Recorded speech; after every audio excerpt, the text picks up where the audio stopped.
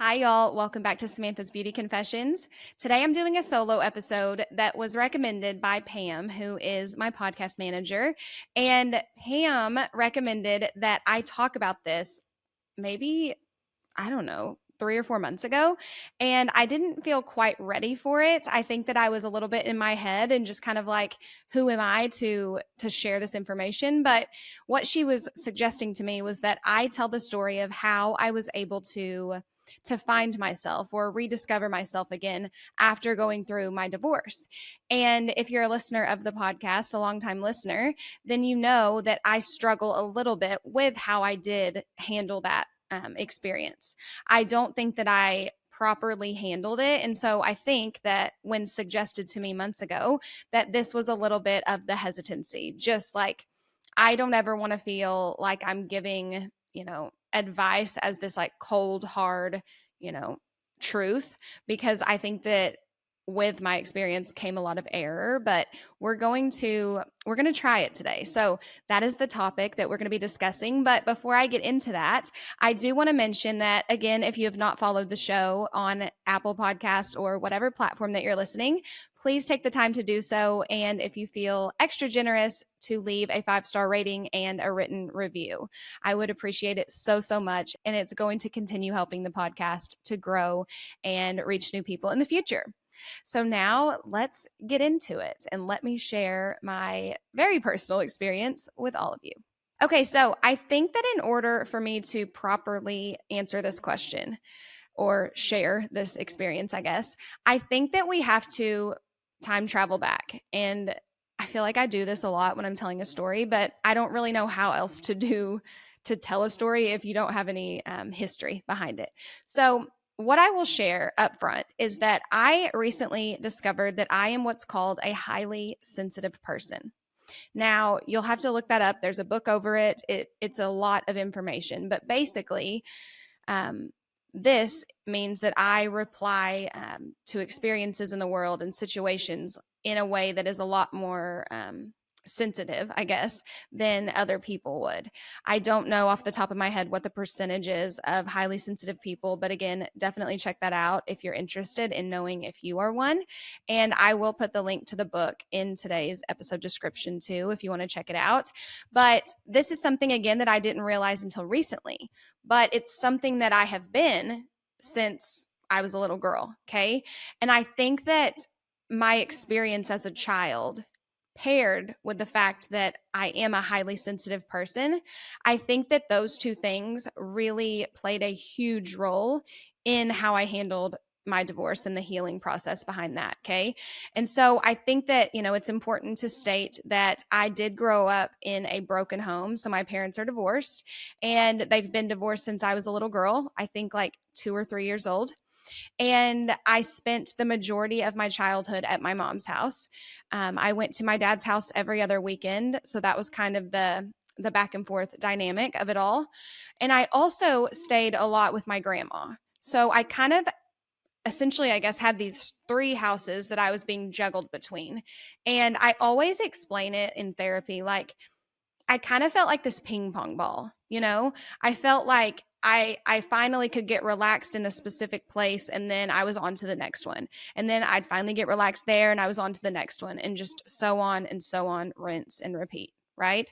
And as a child, especially a highly sensitive one, this really took a toll on me. I felt very like anxious, my whole life I have. And I think that just that lack of consistency and that lack of routine and that lack of stability, I guess, really, really like stuck with me and I guess continued on with me throughout my life. So much so that I can remember in school, like I had a couple of different groups of friends that I would hang out with, you know, periodically or whatever. And the friend groups that I had were totally different. So reminder, I had just went back and forth from three houses in my childhood. Then when I start hanging out with my friends, I have these other groups as well. And I'm just continuing that juggling pattern. And what I noticed with myself with my groups of friends in school is that when I was with one group, I would almost kind of adapt into them, kind of like this chameleon, I guess. And when I was with another group, I would do the same thing. And I think this is common with people. Maybe not. Maybe I'm the minority here, but I do think that the people you're around have a big impact on who you are and how you act. But I think for me, especially as a highly sensitive person and an empath that really takes on the energy of others, I think, again, this got me further and further away from the person that I really was or that I really wanted to be, because I was just trying to please the people I was with or be like them to feel accepted. And so I think that those are very important things to note here. Then I went to college, and I'll say that this is kind of when I started to step into myself a little bit, a little bit. I think it's important to note how little of this I was doing. But I think just like getting out of my comfort zone and doing something different and kind of being responsible for myself for the first time in my life, I think this really helped me. It helped me grow. And it's funny because I was actually talking with my mom not long ago, and we were talking about the different like growth stages that I've had throughout my life that my mom's been able to witness. And that was one of the things that we talked about was I kind of had a little growth spur emotionally during college.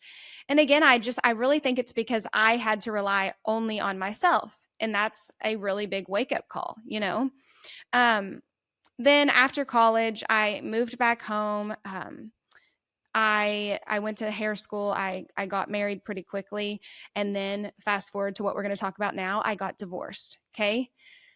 So if you think about it, I went from being this ping pong ball with my family and my friends to going to college, living in a sorority house and kind of having all of those dynamics, to moving home, moving in with a guy, getting married. I'd never really spent much time alone. And being alone is something that I definitely wish I would have um, like taken the time to do more. I think that it's something that scared the hell out of me as a child and a teenager, but now as a 34-year-old woman, I crave alone time. And I think that, to answer the question of how I was able to find myself after my divorce, I really don't think I knew myself until I got a divorce, because when you get a divorce, like it's not for the faint of heart. And also, I want to put a little disclaimer here, because sometimes I think that I guess this is probably my own insecurities, but I feel as if I talk about my divorce a lot. And I want everyone listening to know that when I talk about anything on this podcast, I'm talking about it from the point of view of like my experience and in a way to help other people who may be going through it just hear someone's perspective that's been through it and gotten out on the other side and just kind of learned so many things. I want to come at it from that perspective more so as like this sad experience. Okay. But I do want to add that divorce is not for the faint of heart. So after this happened, let me just tell you, this was the most alone I'd ever felt. And again, being alone was something I wasn't used to.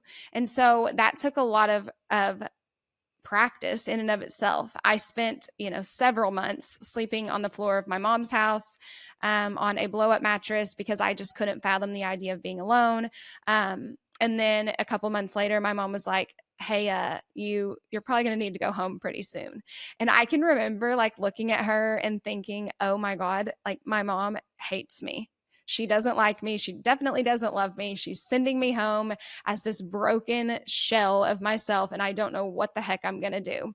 But looking back, as always, my mom was right, and I did need to go home, and I did need to heal, and I did need to find the strength on my own and figure out who I was on my own for the very first time in my life. And that is what I did. I went to my house, and I remember feeling like this tenseness. I don't know how to explain it. I felt like there's just all this heavy weight on me. Like I didn't even recognize the environment that I was in, which is a crazy feeling to have. And I can remember like just thinking, what the heck do I do?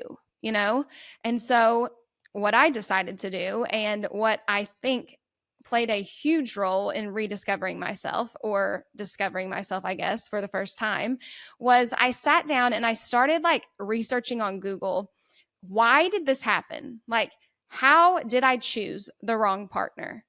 As a child of a divorced family, I never wanted to get a divorce myself. Okay. I think that obviously nobody gets married to get a divorce, but I think that if you grew up in that dynamic yourself, that you want it, like you want to avoid it even more, you know? That's not a fact, obviously, just my opinion. But, anyways, I started Googling things like this.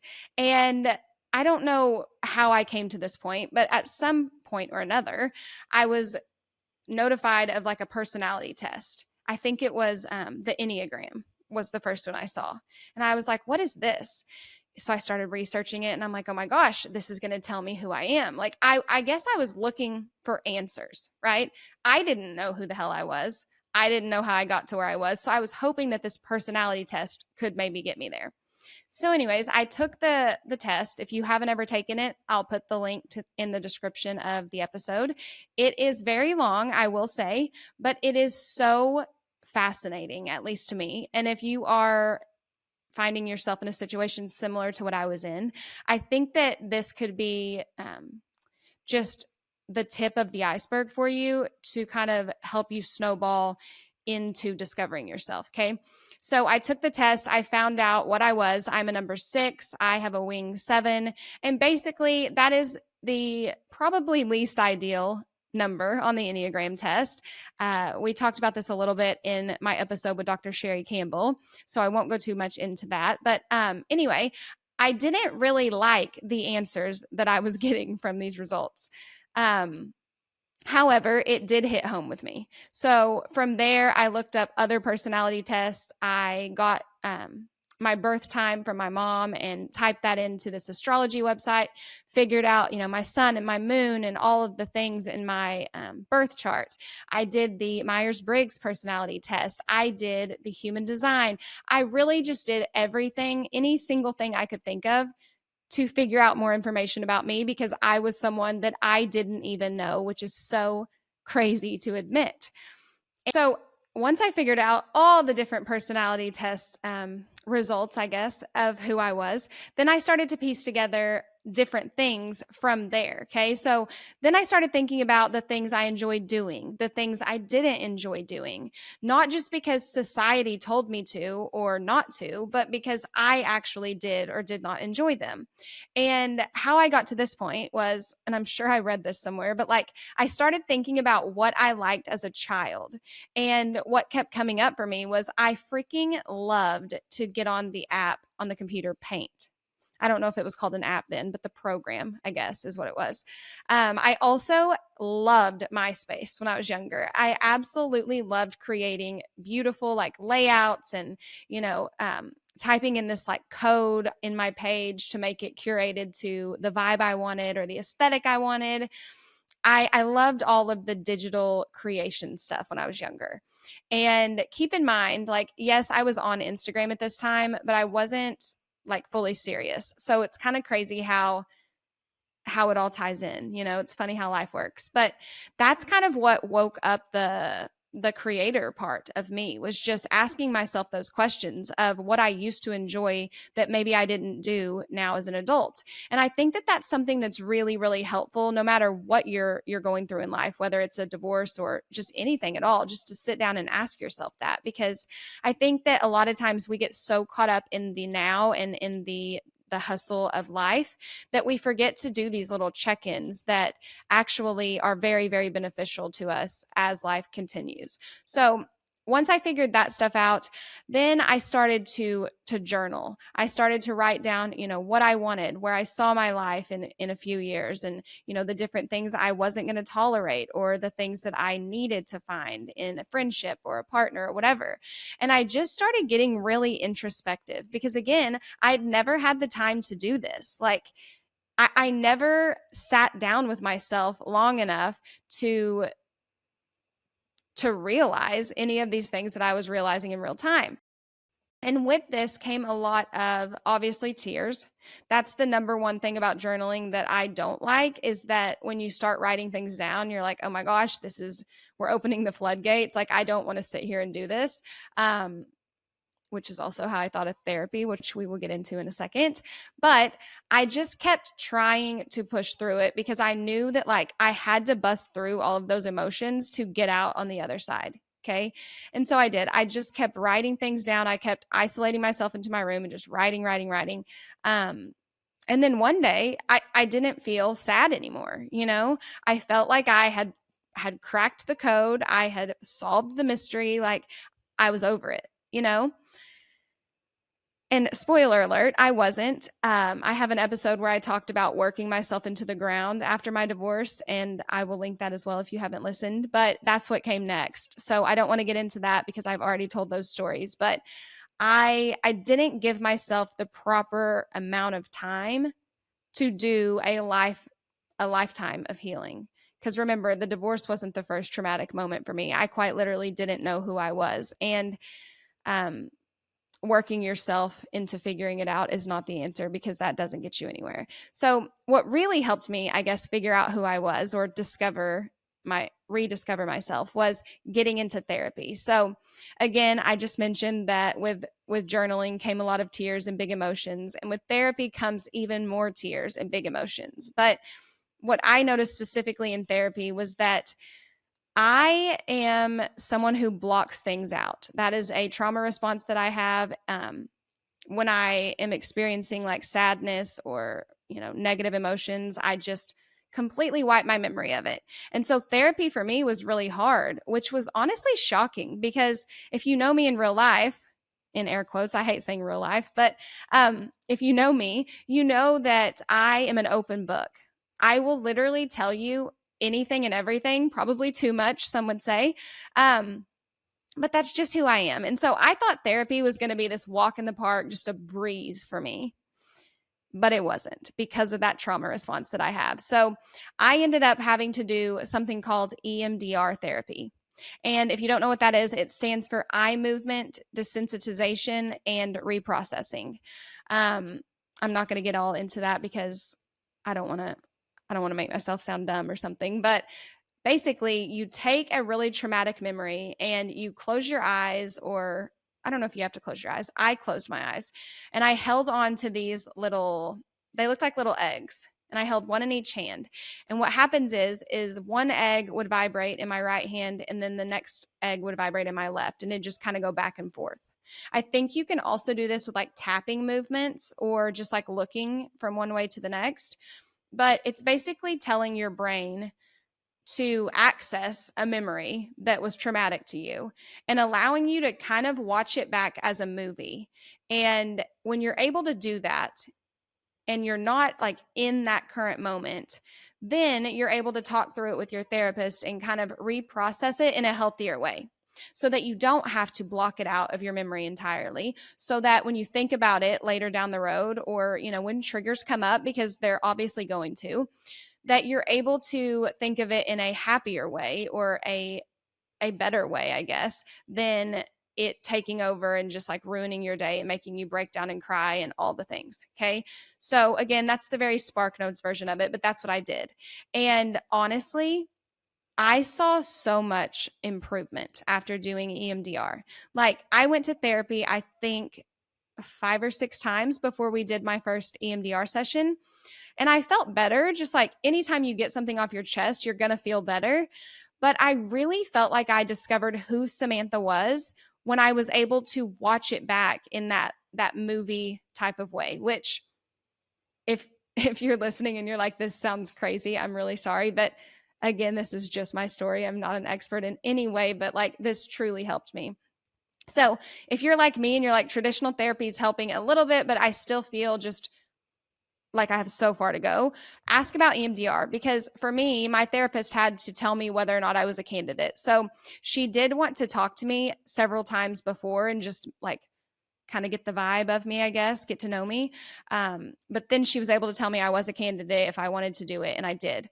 And she sent me home afterwards with different like homework assignments to do. And a lot of that was journaling. A lot of that was writing letters. A lot of that was just sitting down and just, like being present in the moment with my feet in the grass and just like not constantly having to be stimulated, I guess. I think that's something I struggle with too, is like whether it's talking to someone on the phone or texting or scrolling or whatever, I try to numb out my emotions with things like that. And so just really practicing like mindfulness and just being present and just feeling things that are uncomfortable to me.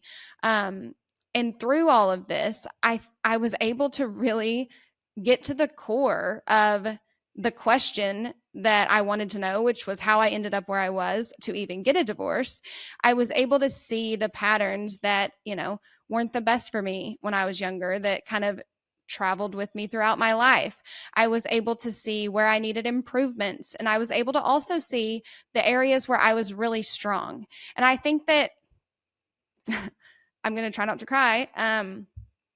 Geez, speaking of therapy, I think that this was very comforting to me, I guess is a word to say, because with divorce came a lot of shame, and with I'm assuming it's like that for everyone. It's the ultimate failure, and it's very public, and all of a sudden, the life that you once thought you were going to have is no longer.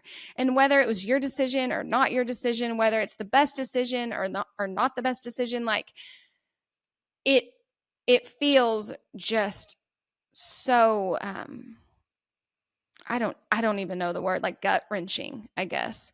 So yeah, I think that just being able to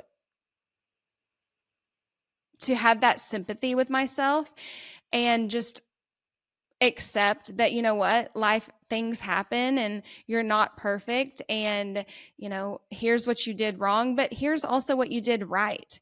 And not just with my marriage, but with everything throughout my life. I actually, one of the homework assignments was writing a letter to the younger version of Samantha. One day I'll be able to talk about this maybe without crying, but today's not that day. um and just telling her how proud I was of her, and how strong I thought that she was for being able to handle all of the things that she did. Maybe one day I'll talk more about that, but the younger version of Samantha saw a lot of shit growing up. And again, as a highly sensitive person, I think that, well, I know that it really affected me. And so just giving her like a hug and just a little pat on the back, and telling her how awesome she was and is, and how she's quite literally like grown into who I am today. Anyways, not going to get too much into that because I can't, because waterworks will start coming. And so, yeah, to wrap up the short answer of today's episode, I think what I would say really helped me was just getting honest with myself. And some people can get honest with themselves on their own. Like maybe you're somebody who is really introspective, and you didn't have all of the confusion as a child or whatever, and you're able to just sit down and journal and kind of work through it on your own, and that's great. But if you're like me and you do have some built up trauma before whatever situation you're going through, I think that therapy is something that you should definitely try. I know that it does take some time to find a therapist that works for you and that understands you and that you vibe with and all the things, but I promise, like, don't give up on it, because I was someone who was like, this feels like dating. Like, I'm quite literally going in and having these hour-long dates with people and then, not feeling that connection. And I don't want to have to do it again. I kept saying, like, I'm sick of telling my freaking story. I made a joke actually that was like, I'm going to write down all the highlight points of my story and just hand it to a therapist and be like, look, can you help me or not? Like, let me ask you some questions to interview you. This is what I'm dealing with. Let's see if we vibe. Because it is emotionally draining to want to heal, but to then have to go through the dating process to even start the healing journey, But don't give up. I know there are a lot of online therapy things out there now. And so check those out maybe if like time is something that you don't have a lot of. Maybe you can't drive to the therapist's office or whatever.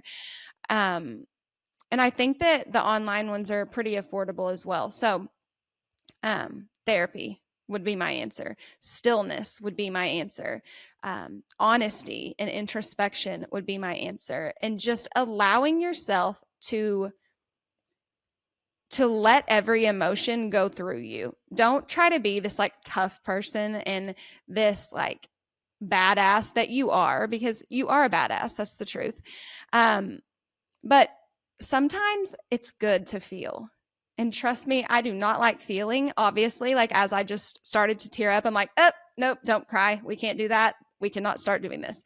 But part of that is because I'm on camera and nobody wants to watch that. Now, if I was by myself and I started crying, I can promise you I would just let it all out, because there's a reason that you're feeling it. And pushing it in, and just burying it deeper and deeper inside of you is only going to lead to bigger problems later. So don't do it. And as silly as it sounds, just like getting outside and putting your feet in the grass and just like taking in the sunshine and just the sounds of the world, and just trying not to worry about the future or the past, but just 100% being present and in the moment and listening and seeing and just feeling what's going on around you. I think there's so much power in that. I know that it's hard to do. It is so freaking hard to do. But if you can just do like 3 minutes and then build up to 5 minutes or whatever, start small and just see how it feels. I also have found that guided journals for me work the best, because I am very long-winded, as you may know. And I could write and write and write again until my hands fall off. But with guided journals, number one, you only have so much room. And number two, they ask you a direct question that you just answer. And I like the ones that aren't the same questions every day. The ones that I have been doing right now are actually from a company called Wave of Mind. And I have a discount code if you are looking for some really amazing guided journals that I will put in the caption. And the reason I like these is because they're 6 months long. So there's one journal per month. And each journal is focused on a different topic. So the first one is I think self-reflection, self-compassion. I can't remember exactly all of the 6 topics of them, but I just know that each one is meant to help you better understand who you are. And that's what this episode is all about. So hopefully this episode is helpful to anybody who's going through a divorce or a big life change, or just honestly looking to figure out who the heck they are. Because in a world that is filled with opinions and just so much freaking noise, sometimes it can be really hard to know that. And I just want you to know that you're not alone. And I promise you that just if you take a little step every single day, you'll be surprised how quickly you are able to get to the other side and come out, so much better than you feel like you ever could be. And as much as I hate the fact that I have gone through a divorce, that's something I'm not proud of, but I'm thankful for, is a good way to say it, because it's quite literally helped me figure out who I am. And at the end of the day, I know I still can't say it without crying, but at the end of the day, I know that the younger version of Samantha would be really proud to see where I'm at right now. All right. And we are going to end the episode. I'm going to go out, sit in the sun with my feet in the grass, and I'm going to let these tears flow, because obviously they need to come out today. As always, thanks for listening. I appreciate each and every one of you, and I'll talk to you again next Monday.